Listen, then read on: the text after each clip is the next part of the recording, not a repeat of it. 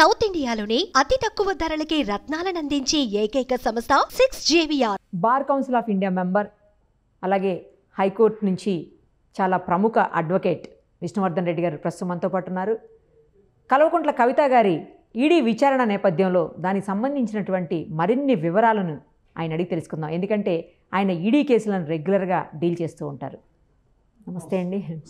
ఏదైతే ఈడీ ఉందో ఆ ఈడీ వాళ్ళ ముందు కూర్చోబెట్టి మాట్లాడతారు, ఇవన్నీ అంతా చెప్తున్నారు, బాగానే ఉంది. కానీ ఇంకొక అలిగేషన్ కూడా కవిత గారు ఆ రోజు చేస్తున్నారు, నన్ను థర్డ్ డిగ్రీ యూజ్ చేశారు అని చెప్పేసి. అట్లా యూజ్ చేస్తారా ఈడీ వాళ్ళు? ఎందుకంటే పోలీసులకే రైట్ లేదు కదా థర్డ్ డిగ్రీ యూజ్ చేసేది. ఈడీ అంత పై స్థాయి వ్యక్తులు అట్లా చేస్తారంటారా? జనరల్గా this is a modern society, we are living in a 21st century. That too, an investigation is carried in Delhi.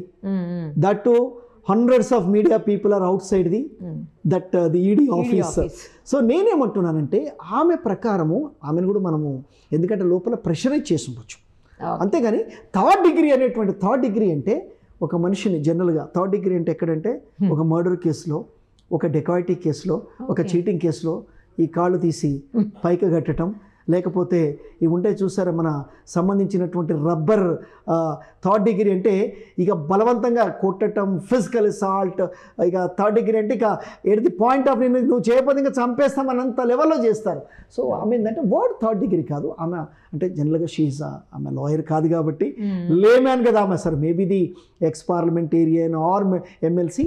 But ఏంటంటే ఆమెని కోయర్సివ్గా చేస్తున్నారు, బలవంతంగా చేసి ఉండొచ్చు, అంటే కొద్దిగా బెదిరించి ఉండొచ్చు.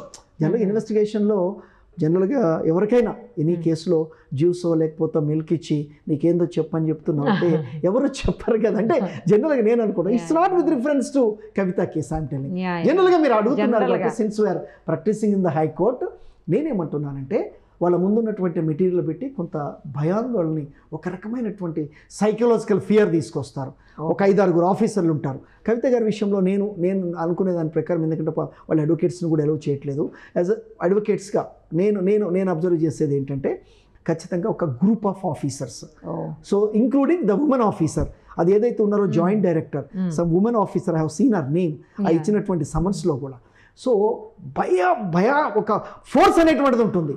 పలానా ఆయన చెప్పిండు డెప్యూటీ చీఫ్ మినిస్టర్, లేకపోతే పలానా సిఏ చెప్పిండు, లేకపోతే పలానా రామచంద్ర పిల్లయ్య చెప్పిండు, నువ్వు అబద్ధం ఆడుతున్నావు అంటే ఒక సైకలాజికల్ ఒక రకమైనటువంటి ఒక ఫియర్ తీసుకొస్తారు, ఒక భయాందోళనకు గురి చేస్తారు. అండ్ మోర్ ఓవర్ 10 మంది ఆఫీసర్లు ఉన్నప్పుడు ఒక లేడీ జనరల్గా ఎట్లుంటుంది, ఎందుకంటే వీళ్ళకి మళ్ళీ ఆపర్చునిటీ రాదు. ఇన్వెస్టిగేషన్ 2-3 సార్లు చేస్తారు, 5 సార్లు చేస్తారు, 50 సార్లు అంటే ఏ కోర్టు వినదు. ఏమా నీకు ఇదే పనా, రోజు పిలుస్తావా, what are you doing, collect information, we don't grant you the time అని కోర్ట్స్ కూడా ఇంటర్ఫియర్ అయ్యేటువంటి పరిస్థితి ఉంది. అందుకని నేనేమంటున్నానంటే కొంత ఆమెని జనరల్గా ప్రెషరైజ్ చేస్తారు. It's not a third degree. ఆ వర్డ్ థర్డ్ డిగ్రీ అనేటువంటిది it's not correct. Third degree అంటే నేను చెప్పాను చూసారా, తీవ్రంగా కాళ్ళు చేతులు. So this is not. నేనేమనుకుంటున్నాను పాపం ఇబ్బంది పెట్టుండొచ్చు, ఏం జరిగిందనేది ఆమెకి తెలుస్తుంది, మనకు తెలియదు. But any what she said, I'm being forced, I'm being compelled, I'm being ill treated, I'm being threatened. So నన్ను ఇబ్బంది పెడుతున్నారు, బెదిరిస్తున్నారు, తిడుతున్నారు ఆ రకంగా. సో 8:30 వరకు కూడా పెట్టారండి. జనరల్గా ఏంటంటే 9 తర్వాత ఉండకూడదు. సో ఇదేంటంటే ఒక విట్నెస్ కాదు, చైల్డ్ విట్నెస్, విమెన్ విట్నెస్, వాళ్ళని మాత్రం examine between morning 6 to evening 6 చేయాలి, sun rise and sunset. But ఇక్కడ ఏంటంటే నాకు తెలిసినంత వరకు అఫ్కోర్స్ కవిత గారు నేను ఇక్కడ విట్నెస్ అని అనుకోవటం లేదు, వాళ్ళు విట్నెస్గా పిలవలేదు ఈడీ. సో ఆ సెక్షన్ 50 subsection 2లో ఎక్కడ రాసలేదు, ఓహో ఈ టైం నుంచి ఈ టైం అనేది రాలేదు, ఈమె విట్నెస్ అని కూడా మెన్షన్ చేయలేదు. మీరు రండి, a person is bound to appear అని ఉంది. సో ఈమె విట్నెస్గా చేర్చాలా, అక్యూజ్డ్గా చేర్చాలా లేదనేటువంటిది it is the result of investigation. So నేను అనుకోవటం ఇన్వెస్టిగేషన్ అనేటువంటిది 11వ తారీఖు 16 తర్వాత ఈరోజు 16 ఎలాగో చైన్ మిస్ అయింది, చైన్ లింక్ మిస్ అయింది ఆ రోజు. ఈరోజు కొంత ఇన్వెస్టిగేషన్ డెప్త్గా చేస్తారు, ఎందుకంటే ఇంకోటి సుప్రీంకోర్టు కూడా వెళ్ళారు కాబట్టి ఈడీ కూడా చాలా కేర్ఫుల్గా ఉంటుంది. ఈమె సుప్రీంకోర్టుకు పోకపోతే జనరల్గా ఏంటంటే సుప్రీంకోర్టు కూడా డైరెక్ట్గా పోయారు, హైకోర్టుకు వెళ్ళాలి జనరల్గా, అంటే because the supreme court is the highest court of the country.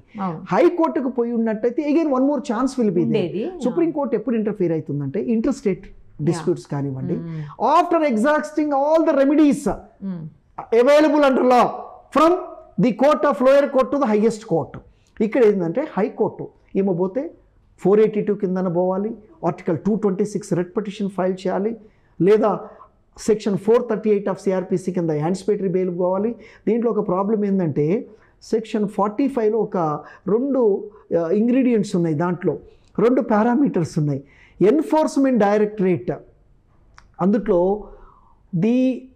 The person so arrested can move the bail application, కానీ ఒకవేళ పబ్లిక్ ప్రాసిక్యూటర్ అపోజ్ చేస్తే if the court believes that there are reasonable grounds of the accused is guilty, okay, అంటే నేరం చేసిన సరిపోని material ఉంది అని అనుకుంటే, ప్రైమా ఫేసీ కేసు కాదు ఇక్కడ. మళ్ళీ ప్రైమా ఫేసీ కేసు అంటే డిఫరెంట్.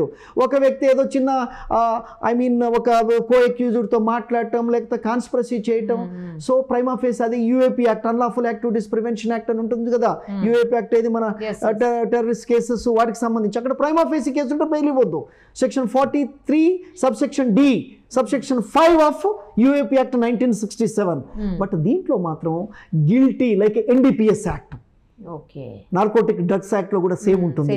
సో దాంట్లో కూడా if the court believes that there are reasonable grounds of believing the accused is guilty, court కంక్లూజన్కి వస్తే బెయిల్. కానీ దీంట్లో చిదంబరంకు బెయిల్ ఇచ్చారు, చాలామందికి ఇచ్చారు, లిక్కర్ స్కామ్లో కూడా కొంతమందికి ఇస్తున్నారు. సో అంతేగాని నేనేమంటున్నానంటే సుప్రీంకోర్టుకి పోయారు కాబట్టి అఫ్ కోర్స్ ఆమె అప్రెన్షన్ ఏంటంటే హైకోర్టు సందే ఇచ్చొచ్చు. సుప్రీంకోర్టు వరకు వెళ్ళారు కాబట్టి నెక్స్ట్ ఏదైనా ఇష్యూ వచ్చినా, లేకపోతే సుప్రీంకోర్టు నో అన్నా కూడా మళ్ళీ హైకోర్టుకి వెళ్ళే ఛాన్స్ లేదు కదా. అట్లేం లేదు, ఈ రిలీఫ్కి సంబంధించి పోకూడదు. సుప్రీంకోర్టు కూడా రేపు 24th చెప్పొచ్చు. ఒకవేళ బిఫోర్ ఈ లోపల అరెస్ట్ అయింది అనుకోండి, will become infectious. అప్పుడు అసలు waste. Infectious case it self has become infectious. ఇక అది క్లోజ్ అయినట్టు అవుట్. ఒక వ్యక్తి ఏదైతే రిలీఫ్ అడుగుతున్నారో, నన్ను అరెస్ట్ చేయొద్దు, నన్ను పిలవద్దు, నన్ను కోయర్ చేయొద్దని ఒక్కసారి అయిపోయిన తర్వాత petition has become invalid. So తర్వాత సుప్రీంకోర్టు అది అంత చేసినంత మాత్రాన ఈమెకుండే రైట్స్ ఉంటాయి.